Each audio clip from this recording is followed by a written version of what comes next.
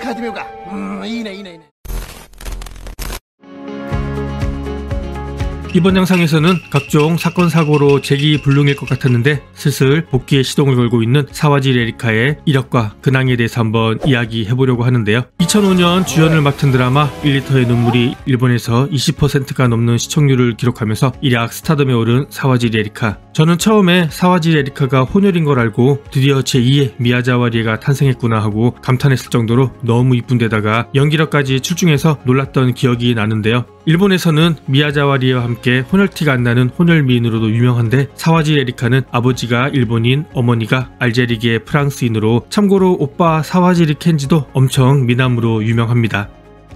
1리터의 눈물 이전에 사와지 레리카는 이미 일본에 있는 조총연기 학교를 배경으로 한 영화 박치기에서 리경자 역으로 일본 아카데미상을 비롯해서 각종 영화 시상식에서 8개 신인상을 거머쥐면서 일찌감치 괴물 신인으로 이름을 널리 알렸습니다. 그리고 1리터의 눈물이 빵 터지고 2006년에는 야마다 타카유키와 공연한 드라마 태양의 노래의 삽입곡을 불렀는데 이 곡이 오리콘 차트 2주간 1위를 차지하고 48만 장 이상이 팔려나가면서 바야흐로 사와지리 에리카의 시대가 열리는 듯 했으나 2007년에 한국에서도 유명한 악명 높은 배치니 사건으로 이미지가 순식간에 바닥으로 추락해버리죠. 영화 클로즈드 노트 무대 인사에서 시종일관 불성실한 태도로 일관을 했는데 기억에 남는 장면이 뭐냐는 사회자의 질문에 그리고 촬영 당시 쿠키를 구워서 출연진들에게 나눠줬다는데 어떤 마음으로 쿠키를 만들었는지 말해줄 수 있냐는 질문에 퉁명스럽게 라고 대답을 하는데 이 배친이라는 말은 딱히 별로라는 뜻으로 쓰이는데 사실 이 단어 자체의 문제였다기보다는 공개석상에서 보인 사와지 레리카의 불성실한 태도와 성의 없는 말투로 인해 더 부정적인 인상을 주게 된 거죠. 당시 이 배치니 사건에 대해서 무성한 뒷이야기가 나돌았는데 일각에서는 무대에 오르기 전 대기실에서 타키오치 유코와 트러블이 있었다는 소문까지 돌게 됩니다. 아무튼 이 배치니 사건의 여파가 걷잡을 수 없이 퍼지자 사와지 레리카는 TV에 출연해서 눈물의 인터뷰를 하면서 사건 진화에 나섰지만은 3년 후에 CNN 고와의 인터뷰에서 그 사과 인터뷰는 내 실수였고 소속사가 시켜서 억지로 한 거라고 밝히면서 팬들의 뒤통수를 제대로 쳐버렸습니다.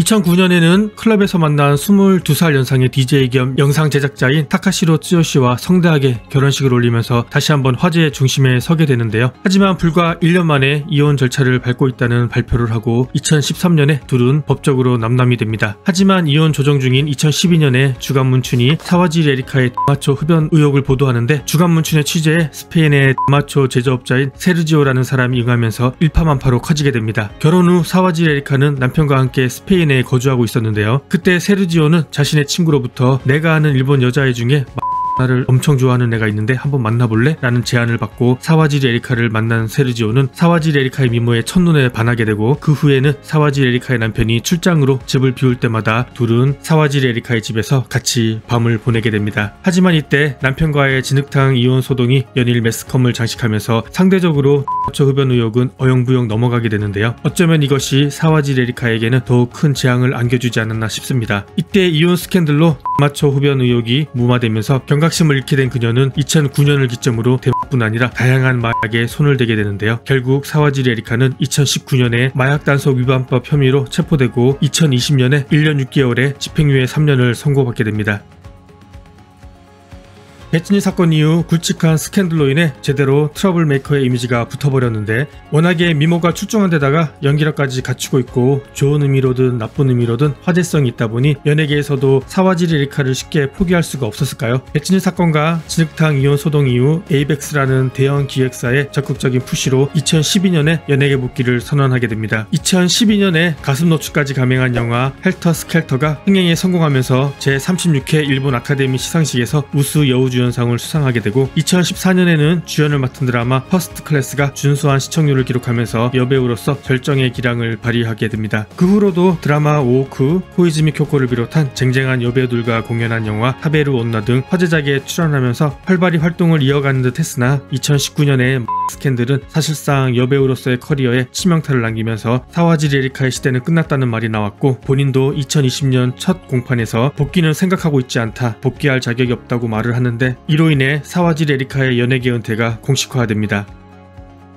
하지만 작년 8월에 집행유예가 끝나자마자 보란듯이 에이벡스의 대표인 마츠우라 마사토의 유튜브에 깜짝 등장해서 여전한 미모와 아우라로 이목을 집중시켰는데요. 그런 사와질 에리카의 공식적인 첫 복귀 무대는 올해 2월 도쿄에서 첫 선을 보이게 될 연극 욕망이라는 이름의 전차가 될 것 같습니다. 그리고 잡지 진저에 2024년 3월호 표지 모델로도 등장할 예정인데 넷플릭스 한국 드라마에도 출연할 예정이라는 소문도 있습니다. 역시 에이벡스의 힘일까요? 현재 드라마, 영화 등 6편 정도의 출연 오퍼가 들어온 상태라고 합니다. 오랜 팬들은 환영을 하는 분위기지만은 여전히 제대로 된 사죄가 필요하다는 목소리도 많은 것 같습니다.